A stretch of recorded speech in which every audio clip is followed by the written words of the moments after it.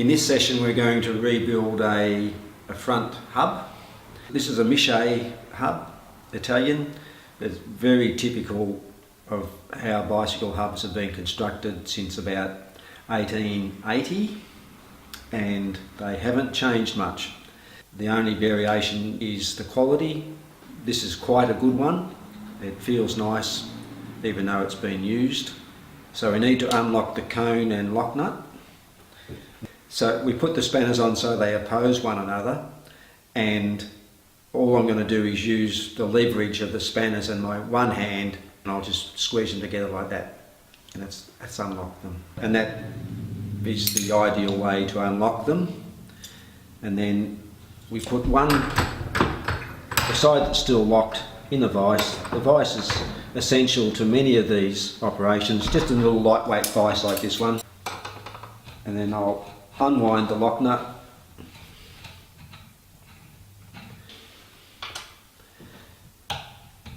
Take the spacer or spacers off, put them in order. Unwind the cone.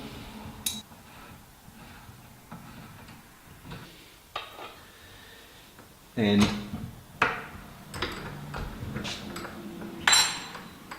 there's still plenty of factory grease in there, so the bearings themselves aren't even going to fall out when we do this. I'll just wipe this clean.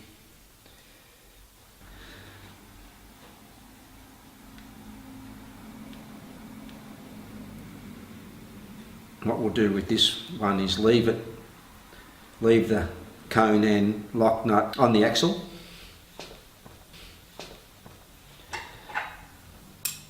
We'll make sure it's locked, and we'll treat that as the locked side when we go to reassemble it.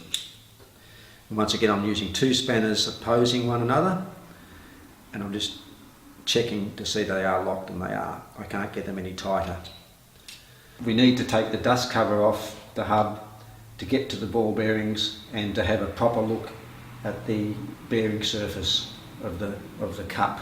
It's a fairly crude way of doing it, that we just use a broad screwdriver, and with a bit of luck this will just pop out like that. And you can see the ball bearings exposed there, and we're just going to flick those out.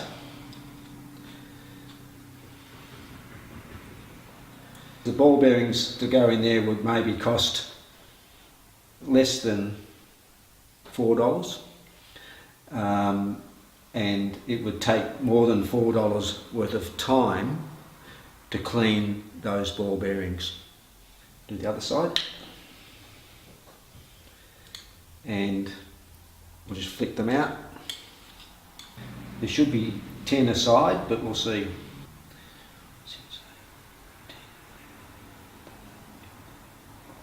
There's 20 there, so there's 10 a side.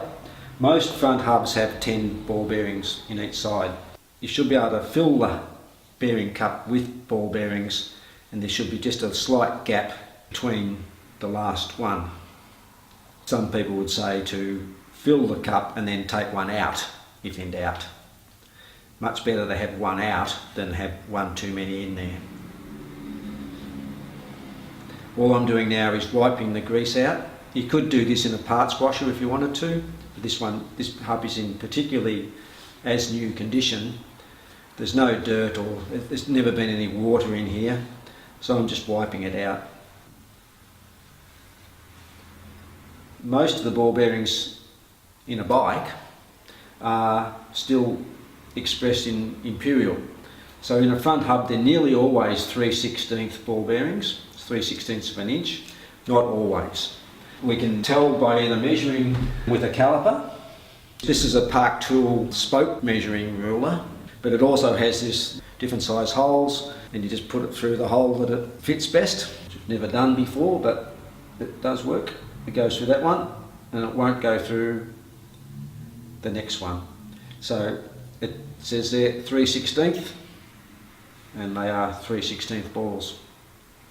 The first thing we have to do is put some grease in the cups. So we put some grease in the cups, just enough to hold the new ball bearings in. So at this stage of the operation, the grease is acting like a glue to put the balls into, and then once we've assembled it, it becomes the lubricant. We have some ball bearings. Make sure your hands are clean and just put the ball bearings in like this. You can use tweezers, you can use a magnetic screwdriver. I'm counting them. It's 10. So as soon as we put the cone in, they'll be pressed out against the bearing cup. So we fill the other side, the last one in there, so we've got 10 in each side.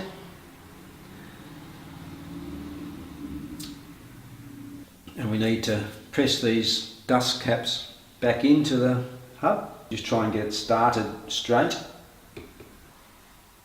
and then we'll have to press it in.